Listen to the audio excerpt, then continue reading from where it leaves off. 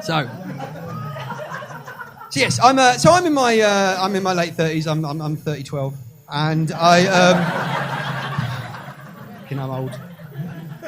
It's awful. Yeah, so the thing is now, I'm chatting to you, man, and thank God you're in your late 20s, early 20s. I feel like I go on a register at the end of this chat, but I'm. And you're 28, Gary. Have you got any kids, Gary? One. Excellent. And how old? 8 months. Fucking hell. So what are you doing now, you shit parents? Who's doing the honours tonight? Who's doing the honours? Hey, you're oh, right, fabulous. So this is a rare night out. Fair point? Yeah, of course it is. When you've got an 8-month-old, it's absolutely flat out. And I know this because I tried to make some children with my my second wife. My first wife, I couldn't make any kids with her because, well, when you're that evil, just Ash and Shadows comes out. And it's very much like Game of Thrones. And so with wife number 2, we tried for a baby. Now, the thing was, I'd left it a little bit late then because I'd already gone through wife number 1. And it was difficult. And we stuck with that classic middle-class problem of trying to make children. Because it is considered a middle-class problem. You may not know this, but statistically, the working class have very little problem with it because they do have children much earlier in life when their bodies are more ready for it, whereas middle-class people are more likely to study or travel or concentrate on their careers, you know. And that's how IVF works, if you're curious. What it does is it knows you've built up fairly large amounts of money over the last 10 years, and sort of comes along, slowly claws it all away from you, until eventually you've got no money left, so you're technically working class again, and then conceive naturally. It is a... How do the doctors do it? So clever. So we're trying. Me and my wife number 2 trying for a baby for quite a while. And you're 28. I mean, I'm like I said, 42. The difference between us is fucking incredible.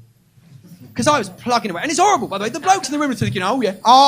Let me tell you, it's the shittest sex you'll ever have, right? There's no cuddling, there's no smiling. It's just get it in, get it out, hurry up, MasterChef's on. That is it, right? And if you're all sat there right now as a bloke thinking, well, come on, Stephen, at least it's sex every day. No, apparently not. Apparently at my age, you have to buffer things up to thicken the consistency. My wife is sat there with a magazine article going, look, we can only have sex when the time is right. I'm 42. When it's hard, that's when it's right. You know? Because like I said, Gary, there's a big difference between us. I mean, I don't know how long you tried for that baby, but I imagine there wasn't a huge amount of effort. Imagine you went, let's have a baby, and you went, baby. That was it, right? In fact, you just brushed past Stacey, wearing a towel, triplets, right? I mean, you're a baby machine waiting to go. For you right now, sex is like a brand new plastic squirty ketchup bottle, Gary. You just flip that lid and boom, boom, boom, boom, boom, boom. For me, it's like a 5-year-old glass ketchup bottle, Gary.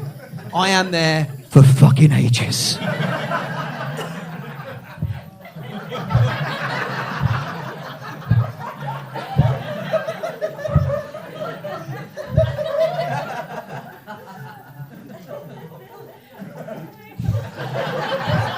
Eventually, she's going, look, I'll sort this out. I'll go get a knife. Okay, and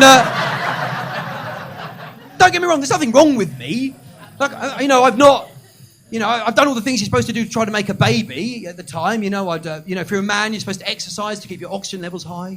If you're a woman, you have to make sure you don't become too overweight because, well, no bloke will put his knob in you. That's a key one. I mean, I'm joking, ladies. We'll put it in anything. It is not a barrier. That's right. We're good people like that. We don't judge. We look and we think, fuck it, we'll do it anyway. We know there's a good person on the inside and we're just trying to reach it. So like the fairground ride, get the bell. In. Extra jokes for everyone. And so I took up cycling. I thought cycling would be a great way to get fit. Cycling would be a great way to get the oxygen going and make a baby. What a mistake. A year into cycling. And I find out it's in the top 3 reasons for male infertility. It's true. If you spend an hour a day on a bike saddle, you will kill up to 50% of your sperm. 50%. Where was that information when I was in my mid to late 20s? Back when I was having sex with women for fun. And they're going, oh, Stephen, don't come at me. And I could have said, don't worry, love. It's all right. I cycled here. You know?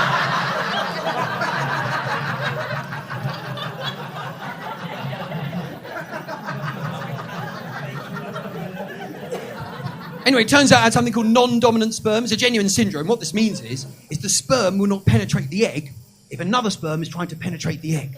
So basically, I'm stuck in an infinite loop of British politeness. Okay? Just a load of sperm going, ooh, after you. But I couldn't. After you. But I insist. After you.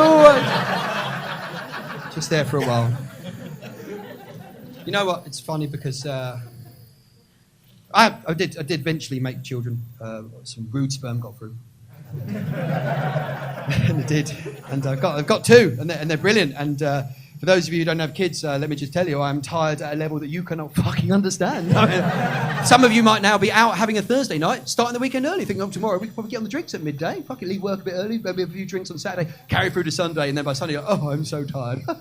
Well, you can fuck off with a capital fuck off, right? These two will tell you don't know tired. You didn't know. I bet you thought you were tired before when you went drinking before you had an 8-month-old. Yeah, now, fucking, I'm genuinely angry with myself for taking drugs in my 20s. Because now is when I fucking need them. I could have partied on enthusiasm alone. Now I need a rapper speed to make a cup of fucking tea, right?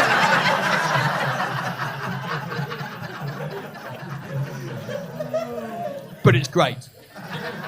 Don't let me tell you otherwise. It's great. It's great. It opens a door of love in your head that you never knew existed. It's brilliant. And I'm very jealous of you. The early stages, it's fabulous. You're tired, but it's fabulous. But the empathy kills you. Because you know what it's like when they're upset and you can't talk to them and you want them to be better and you can't get it across. Like when they're ill, oh my God. And you're looking down at them thinking, fuck it, I'll give anything to be ill in your place. And a week later you get it off them anyway. That's fucking pointless, isn't it? My little boy's got a blocked nose, which seems ridiculous, isn't it? To have a blocked nose, right? To have a problem. But because you can't get rid of it when you're up to the age of 3 because you don't have the reflexes, that means when he lies down, he can't breathe. Because he can't breathe, he can't sleep. Because he can't sleep, I can't sleep. No one fucking sleeps, right? You know, and as a single dad, it's weird because you've got to be in charge. You didn't realise you're going to fucking be in charge, but you're in charge. And you're at the doctor's going, how do we sort this out? And the doctor took it seriously. He went, look, you know, there are gums, there are sort of sprays, there are drugs, they're not going to work. There is a surefire way to get him to sleep. And he said, you ready? And I went, why? And he went, well, he said, you have to suck it out.